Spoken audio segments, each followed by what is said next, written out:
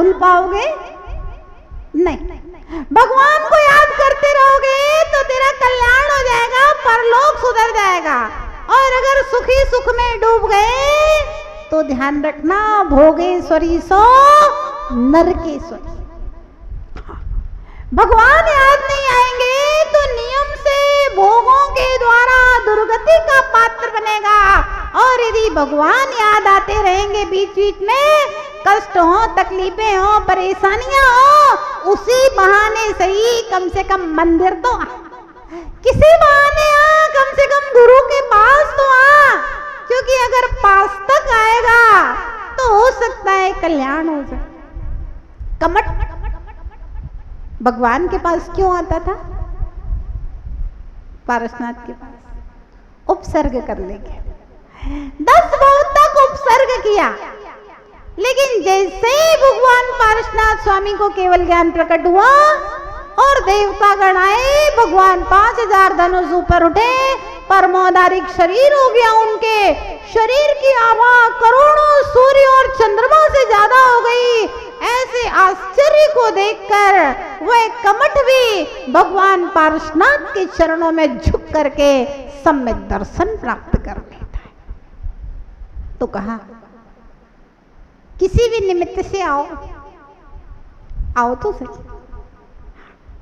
चाहे अपने दुखों को दूर करने के लिए आओ, अपने कष्टों को मिटाने के लिए आओ तो सही। संसार में दुख होना बहुत जरूरी है, इसलिए भगवान किसी को वरदान नहीं देते, क्योंकि संसार बड़ा धोखेबाज है। कामना लेके आया है, कामना पूरी हो जाएगी, उसके बाद भी भगवान के द्वार पर नहीं आएगा, और कामना पूरी नहीं हुई तो भी भगवान के द्वार पर नहीं आएगा। इसलिए एक ना एक कामनाएं आपकी बनी रहना चाहिए।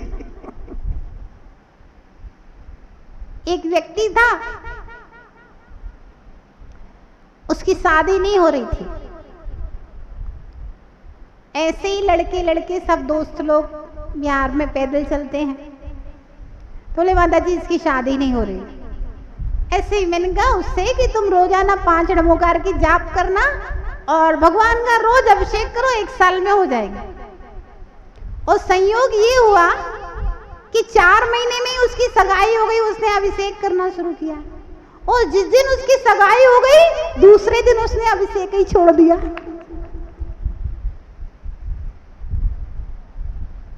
कामना पूरी हो गई तो भी भगवान को छोड़ देगा। ये सच्चे भक्त नहीं है।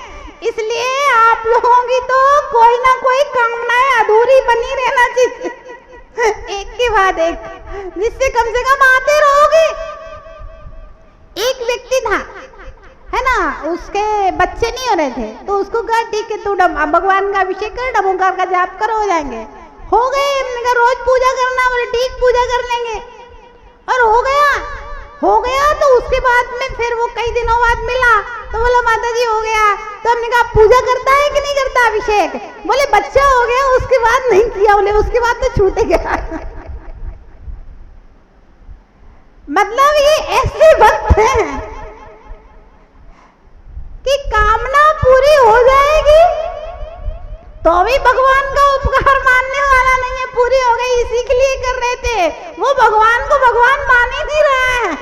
वो तो भगवान को अपनी कामना पूर्ति का साधन मान रहा है, अभी वो भगवान को भगवान नहीं मान रहा है।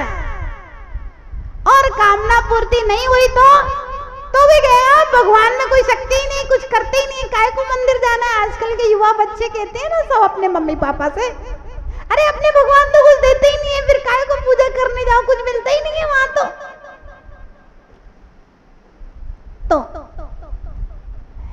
कबीर कहता है कि सुख के माथे सिल पड़े, सुख के माथे तो पत्थर मारता हूं, शिला मारता हूं, क्यों? हरि को दे ये बोला है। ये सुख आता है तो इंसान भगवान को भूल जाता है, और बलिहारी इस दुख के मेरे जीवन में तो दुख रहे, कलेश रहे, परेशानियां रहे, जिससे मैं भगवान की प्रार्थना में निरंतर लगा रहा। सच्चाई है। अब देखना, जैसे जैसे व्यक्ति के पास पैसा बढ़ जाता है, वैसे वैसे वह भगवान को भूल जाता है। प्रैक्टिकल बातें हैं।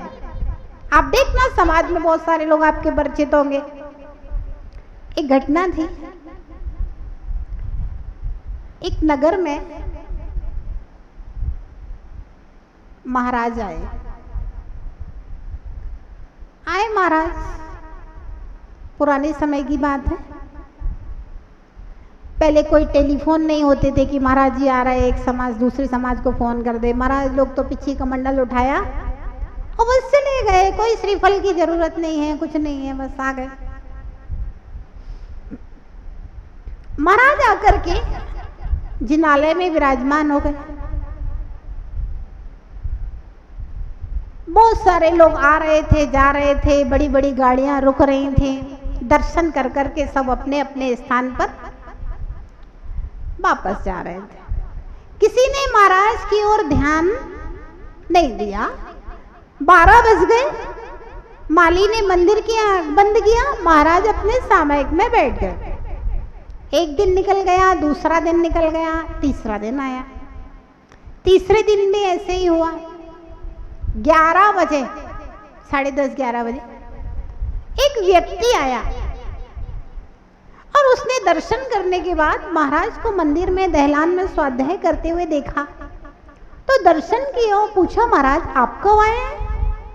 महाराज कुछ नहीं बोले, मौन लिए हुए थे। बोले, महाराज यहाँ आप कहाँ से आए हैं? महाराज फिर भी मौन लिए थे। उसने माली से पूछा कि भाई माली जी, महाराज कब आए? तो माली ने कहा कि महाराज जी को तो आए हुए 3 दिन हो गए। बोले 3 दिन हो गए, तो महाराज की कोई व्यवस्था हुई कि नहीं? आहार वाहार 3 दिन से हुआ कि नहीं हुआ? किसके घर हुआ, क्या हुआ, जानकारी ली? तो बोले कि आहार तो किसी के घर में नहीं हुआ, महाराज जी का तो 2 दिन से उपास हो गया है। अच्छा बोला। वह घर गया और तुरंत आधा घंटे में वापस आ गया, पानी लेकर के महाराज जी के कमंडल में प्राशुक जल डाला और बोला, महाराज शुद्धि कीजिए, आहार के लिए उठिए। महाराज जी आहार के लिए उठे, अंजलि लेकर के, और उसी व्यक्ति ने पड़गाहन करके अपने कुटिया में ले गया। छोटी सी झुपड़िया थी, उसकी टूटी फूटी घास फूस की झुपड़िया थी। झोपड़ी में महाराज ने प्रवेश किया। उसने नवधा भक्ति पूर्वक आहार कराया। आहार में क्या था? केवल चना और गुड़, चना और गर्म पानी, बस। चना बेचता था बेचारा, चने वाला था, और चने बेचता था झोले डाल करके। उसी में 8 आने 4 आने रुपया बच जाते थे। सो अपना चना खा लिया और गुड़ खा लिया, गुड़ खरीद के गुड़ खा लिया और पानी पी के अपना जीवन यापन कर रहा था। अब उसके घर में और कुछ था ही नहीं, ना चकला था, ना बेलन था, ना कुछ नहीं था। बस बाढ़ में चने बूझ लिए, खा लिए, गुड़ खरीद लाया, खा लिया। अब बेचारा रोटी वोटी कहाँ से बनाता? ना उसके घर में माँ थी, ना पत्नी थी, ना परिवार में कोई और था, अकेला था बेचारा। सो गुड़ चने का आहार महाराज को करा दिया, पानी पिला दिया। महाराज ने भी बड़ी प्रसन्नता के साथ में गुड़ चने का आहार कर लिया। ध्यान रखना, इसे कहते हैं अतिथि समविभाग। क्या? अतिथि समविभाग। जो हमने बनाया है अपने लिए, जो हमने बनाया है, ध्यान रखना, पुराने समय में चौके वौके नहीं लगते थे। ये चौके लगाने की परंपरा है ना, ये आगम की परंपरा नहीं है। जो हमारे मूल आगम की परंपरा है, वो मूल आगम की परंपरा ये है कि श्रावक के घर में शुद्ध भोजन बना करता था। घर घर में कुएं हुआ करते थे, घर घर में गाय भैंस हुआ करती थी, दूध घी सब शुद्ध हुआ करता था, और घर में हाथ की चक्की से आटा पिसा करते थे, और मसाले की जो कूटने वाली होती थी उससे मसाले कूटा करते थे। ना तो बाजारों के गेहूं के पैकेट आया करते थे, ना ही बाजार में आटा पिसा करता था, है ना ही बाजार का दूध आता था, ना बाजार का घी आता था, ना बाजार के पैकेट बंद मसाले आते थे। हाँ, हर घर में शुद्ध भोजन बना करता था। और जब मुनि महाराज आते थे तो श्रावक द्वारापेक्षण किया करता था। भरतेश वैभव पढ़ा आपने? नहीं पढ़ा हो पढ़ लेना एक बार। भरत चक्रवर्ती भगवान की पूजन करने के बाद प्रतिदिन अपने महल के द्वार पर मंगल कलश लेकर के इंतजार किया करता था, कहीं कोई मुनिराज तो नहीं आ रहे। अब आजकल तो मुनिराज मंदिर में आएंगे तभी आएंगे, अब पहले तो रिद्धिधारी मुनि महाराज थे, और रिद्धिधारी मुनि महाराज तो वही आकाश में से आया करते थे, है ना, तो पता ही नहीं महाराज कब आएंगे, कौन आएंगे, क्या आएगा, तो द्वारापेक्षण किया करते थे। रोज द्वारापेक्षण बार 5 मिनट 10 मिनट 2 मिनट इंतजार जरूर किया करते थे। उसके बाद भोजनालय में जाकर के, अपनी भोजनशाला में चौके में जाकर के भोजन किया करते थे। तो आहार की जो मूल विधि है, आहार की जो आगम की विधि है, सब लोग लगता है भूल गए हैं, है ना, सब महिलाएं तो बिल्कुल भूल गई हैं कि आहार की विधि क्या है। मंदिर में आके आहार करा देना ये आहार की विधि नहीं है भैया। आपके घर में संत के चरण कब पड़ेंगे ये तो बताओ। साधु केवल 2 निमित्त से श्रावक के घर जा सकता है, ऐसी आगम की आज्ञा है। एक तो आहार के लिए जा सकता है संत आपके घर में, और दूसरा कोई अत्यंत अस्वस्थ हो, जो पलंग से उठ नहीं सकता है किसी भी कीमत पर, अथवा संलेखना समाधि मरण की स्थिति हो किसी को, तो उसको संबोधन देने के लिए साधु किसी श्रावक के घर जा सकता है। इसके अलावा कोई भी तीसरा निमित्त आगम में श्रावक के घर जाने का नहीं लिखा हुआ। और आपने मंदिर में आके आहार दे लिया, आपके घर में संत के चरण कब पड़ेंगे भैया? कैसे पड़ेंगे? आपका घर पवित्र कैसे होगा? आपके घरों में भैया कितने प्रकार के चैनलों के प्रोग्राम्स के इलेक्ट्रॉनिक किरणों से कितना प्रदूषण बना हुआ है, आप जानते हो कितने चैनल आते हैं? राजा साहब कितने चैनल चल रहे हैं? जयंत भैया कितने चैनल चल रहे हैं टीवी में? ध्यान रखना, ये जो ऊपर छतरियां लगा रखी है ना, उतने चैनलों की प्रदूषित इलेक्ट्रॉनिक किरणें भले वे दिख नहीं रही हैं, लेकिन वे इलेक्ट्रॉनिक किरणें आपके घर को विषाक्त बनाए हुए हैं। लोग कहते हैं माता जी बच्चे बिगड़ रहे हैं। क्या करें, बच्चे बात नहीं मान रहे हैं, बच्चे कहना नहीं मान रहे हैं, क्या करें? ध्यान रखना, ये बच्चों की गलतियां नहीं है, ये माँ बाप के संस्कारों की गलतियां हैं। पहले माताएं सवेरे उठ के भक्तांबर जी पढ़ा करती थी, चक्की चलाते चलाते भक्तांबर पढ़ा जाता था, आलोचना पाठ पढ़ी जाती थी, 12 भावना पढ़ी जाती थी।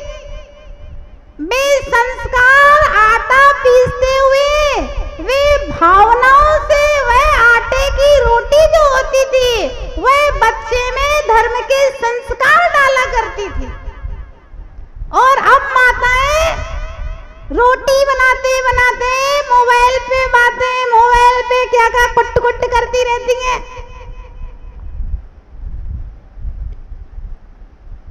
वे जो वचन वर्गणाएं निकलती थी, भक्तांबर जी की वचन वर्गणाएं निकलती थी, वे जो कल्याण स्तोत्र की वचन वर्गणाएं निकलती थी, आलोचना पाठ की वचन वर्गणाएं निकलती थी, वे वचन वर्गणाएं घर में भ्रमण किया करती थी। मंदिर विशुद्ध क्यों है? क्योंकि मंदिर में भगवान की आराधना होती है, पूजा होती है, मंत्र होता है, जाप होते हैं। आप क्या समझ रहे हैं 8 दिन का है कल्याण मंदिर स्तोत्र का, ये जो अखंड विधान पाठ जाप चल रहा है साधारण है क्या? साधारण नहीं है, असाधारण है। ये पाठ इस पंडाल को मंत्रित कर रहा है, ये पाठ इस पंडाल की पूरी वर्गणाओं को, पूरी एनर्जी को पॉजिटिव कर रहा है भावनात्मक रूप से। 4 महीने तक इस पंडाल में जो व्यक्ति प्रवेश करेगा, क्योंकि इस पंडाल में बहुत सारी शादियां वादियां दुनिया भर का क्या क्या होता है ना, अशुद्ध ये पंडाल, ये भूमि इतनी पॉजिटिव एनर्जी से सहित हो जाएगी कि यहाँ कोई प्रवेश करेगा तो उसको अच्छा लगेगा 4 महीने तक। हाँ, धर्म भावना पैदा होगी, उसका मन विषय और विकारों से रहित हो जाएगा यहाँ प्रवेश करेगा तो ध्यान रहे, वो भक्तांबर के पाठ जो घर में पढ़े जाते थे, माताएं चलते फिरते आलोचना पाठ पढ़ लेती थी, बारे भावना पढ़ लेती थी, भगवान की स्तुतियां और स्तोत्र ये हमारी माताएं पढ़ती थी। वे वचन वर्गणाएं घर में भ्रमण करती थी, भोजन में भोजन के साथ प्रवेश करती थी, तो उन सबका प्रभाव होता था कि संतान संस्कारवान होती थी। और अब 5 बजे से उठ करके माताएं जाप और पाठ करती थी, अब वे 8 बजे सो करके उठेंगी तो क्या होगा? वो इलेक्ट्रॉनिक किरणें, वे वासनाओं और विकारों के दृश्य, वे आवाजें, आप क्या समझते हैं? मोबाइल में सब देखते हो कि नहीं, अच्छा बुरा भरा है कि नहीं भरा है? कहीं ना कहीं विज्ञान इस बात को स्वीकार करता है कि वे इलेक्ट्रॉनिक किरणें हमारे हार्ट के ऊपर असर करती हैं, हमारे दिमाग के ऊपर असर करती हैं, हमारे शरीर के ऊपर असर करती हैं, हमारी भावनाओं के ऊपर असर करती हैं। विज्ञान इस बात को स्वीकार करता है, ध्यान रखना। संत के चरण कभी पड़ जाए, साल 2 साल में एक बार, कितने दिन पड़े? संत के चरण हर व्यक्ति की भावना होना चाहिए कि चातुर्मास है तो साधु के चरण हमारे घर में पड़े, और हर व्यक्ति के घर में यदि संत के चरण पड़ेंगे तो समाज का वातावरण कुछ और ही होगा। और नहीं तो धर्मशाला में भोजनालय खोल करके सबके आहार करा दोगे तो हो ही जाएंगे साधु का पुण्य। ध्यान रखें।